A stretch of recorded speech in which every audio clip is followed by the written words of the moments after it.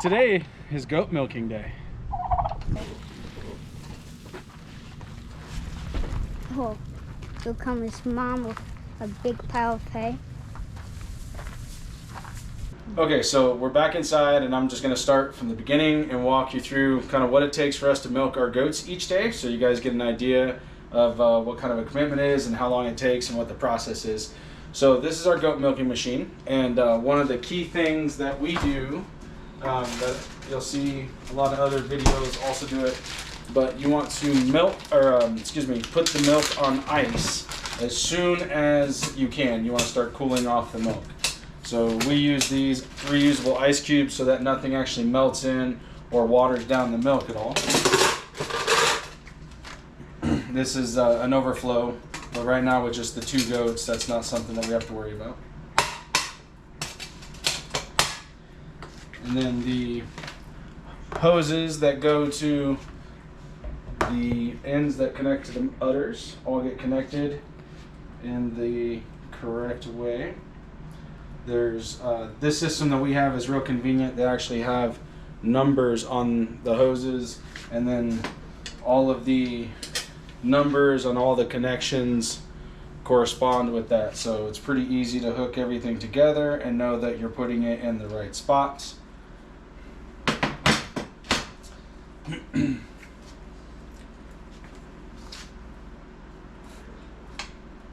And then outside of hooking up the hoses, we do take out a bowl with warm soapy water for cleaning their udders before milking. And then before going out, we do set up just an empty jar. We stamp the date on the jar so that we know what day that milk was produced, and we will strain it through a metal strainer and some cheesecloth. So we'll use those at the end, but for now, let's take all this out to the milking parlor and I'll show you how we do that.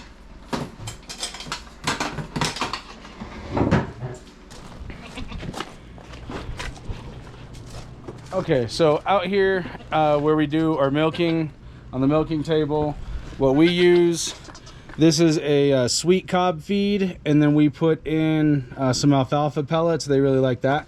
So that's what they get up here on the stand.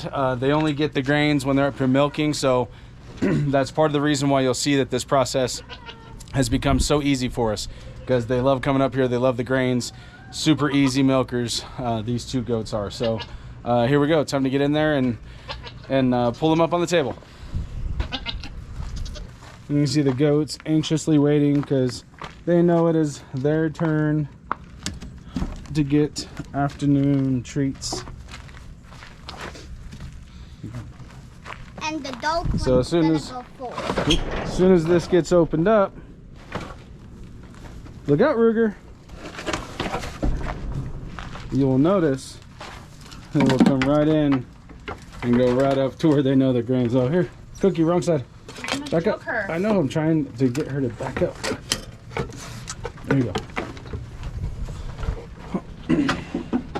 Delilah. Delilah, one at a time, girl. Oh, careful, careful. What? One at a time, go on. So all what we milk first is the dog one, which is Cookie. She's not the target. Okay, so as you can see, they go up there. We can close the stanchion on them, but usually we don't really have to. I leave it pretty loose. There's no reason. They are very comfortable and just stay up there. So first thing is to just take our little bit of mild soapy water and clean them off.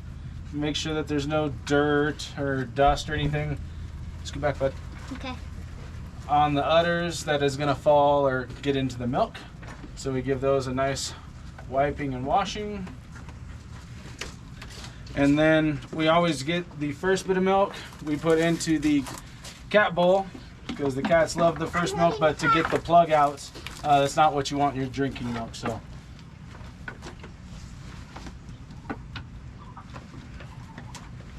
there we go, got the plug out on that side.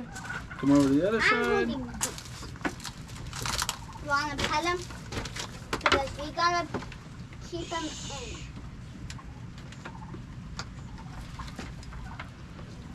I don't think you can really see anything from up there. Can you, Liv? So where's the cat? I have it right here. Put him over there. Okay, so make sure you can be seen still. Okay. They can't see you then. That's fine. Okay. So first we turn this on, and I turn this up to about halfway, and then on these hoses here, you have to close these valves, and this builds up suction within the system. So after a couple of seconds of allowing it to build up suction, what you want to do, and I'll show this first side here that's closed first, but you'll see I keep this trigger in my hand so I can release when I'm ready, and you just get it in there and then release the suction and let it grab hold, and you'll see milk starts to flow through the tube. The other udder is done the same way. It's kind of hard to see, it's because hers are on the back side, but again you'll see milk starts to flow right away, so we know that everything is working properly. And we just keep it like this. One thing sometimes we like to do is to put a little bit of pressure on the back of the udder, and you'll notice only the bottom tube has the milk coming out. The top tube is clear. That's just creating suction on the inner chamber that actually creates the sucking on the teat that draws the milk out, and then the milk draws down into the bottom tube, and that you see it flowing out of. So no need to worry about only seeing milk in the bottom tube. That's the way it's supposed to be.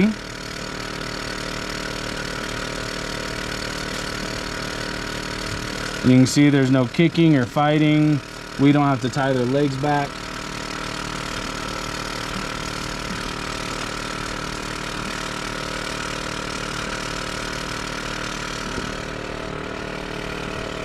So as she does get near to the end, she will let us know that she's done milking by typically starting to raise her back feet. But what we're looking for here is the tubes to no longer have any milk flowing through. So you'll notice this one here is really starting to barely have anything come through.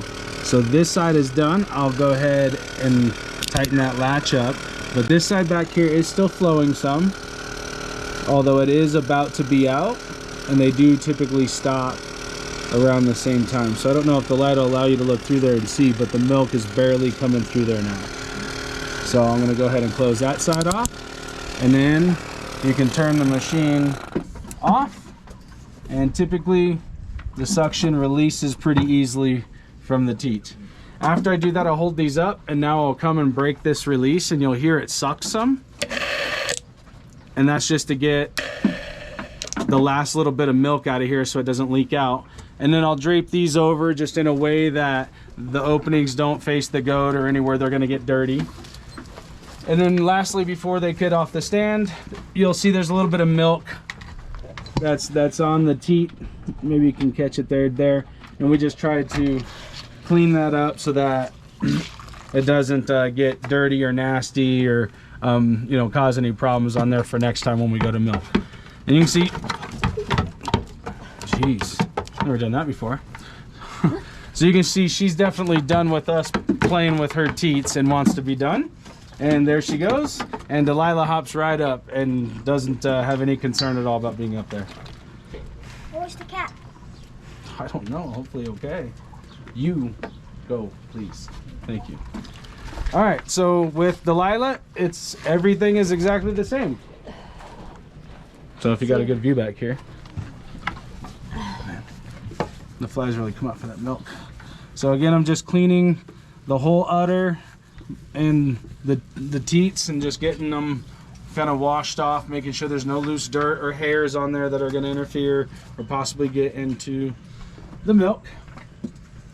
And then we have to get that first little bit out again. Look out, Boots. And this is again just they have like a seal that forms on there, and so we got to get the like a plug. There we go. First couple draws go to the kitty just to make sure the plug is all out.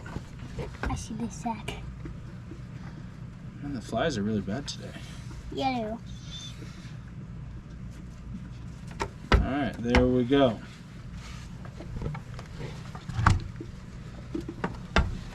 And then again, the same thing. These here are already closed. However, you can see the hoses. I turn the power up about halfway. Allow the suction to build for just a few seconds, as it doesn't take long. And over here you can really see good. Can you see on the... Okay. I get the teat up in there where it's facing down, but maybe not all the way. And then start the suction. And there goes milk drawing now. Go to the other side and do the same thing. Get it in there, pull the suction, and the milk starts to draw right away. We kind of hold and support these like this just so that they don't fall off. And again, I'll often kind of push up and put a little pressure back here at the back of the udder just to help move the milk along or help it come out. You can see she even spreads the back legs and helps us here. She doesn't make it difficult at all. The stanchion's not even closed here on Delilah. As you can see, there's nothing holding her in. She's in there by her own free will and just allows us to do this.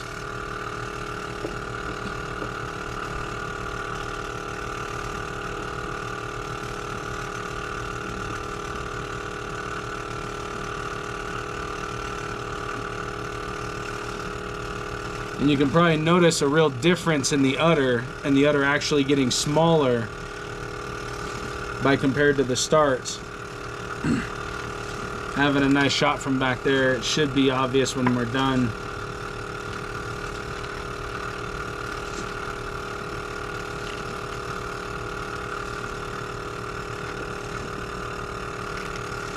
Okay, you can see the one hose is not giving us any milk and the other one is also stopping. There she goes to let us know that she's done as well.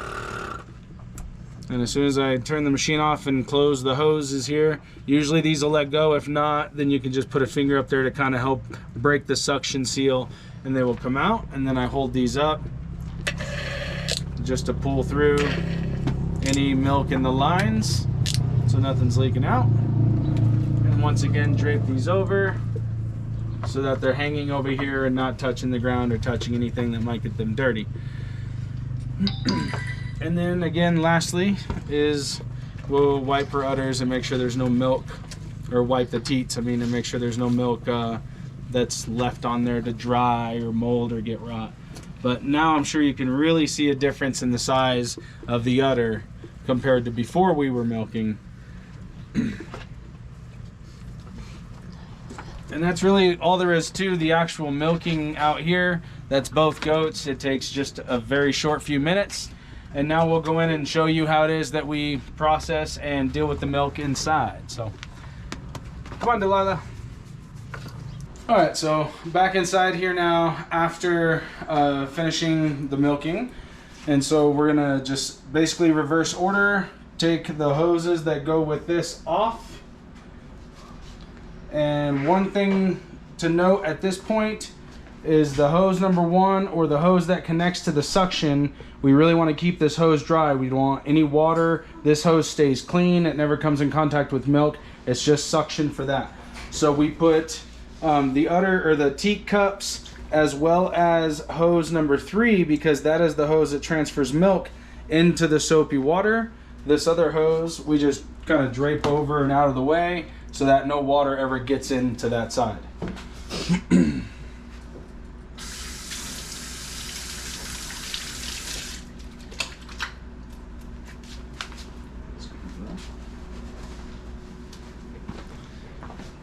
Alright, and I'll finish disconnecting this.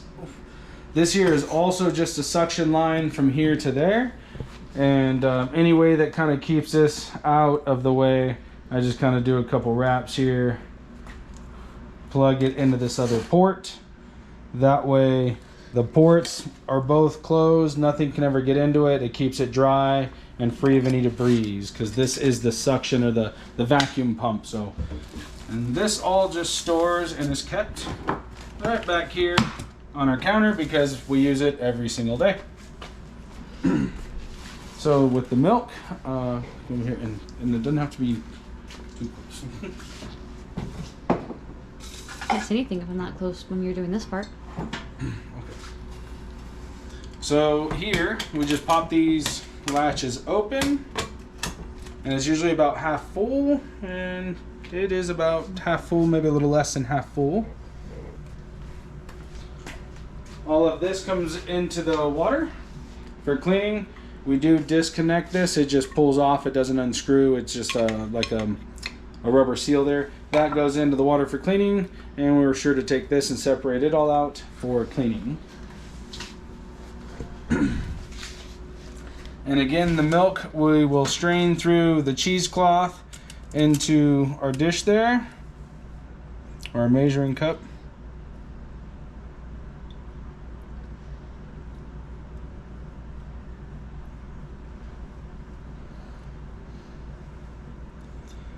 And a typical day for us is 4 cups of milk, or 3.5 to 4 cups of milk. And that's just 1 milking a day from these 2 goats. Looks like it's a little light today. Oh, we just stopped milking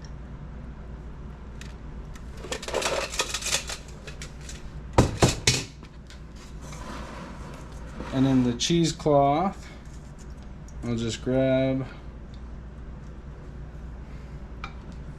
and we'll discard that in the trash. And again, this goes into the cleansing water, and our 3.5 or so cups. So just a little bit on the light end. We pour into our jars.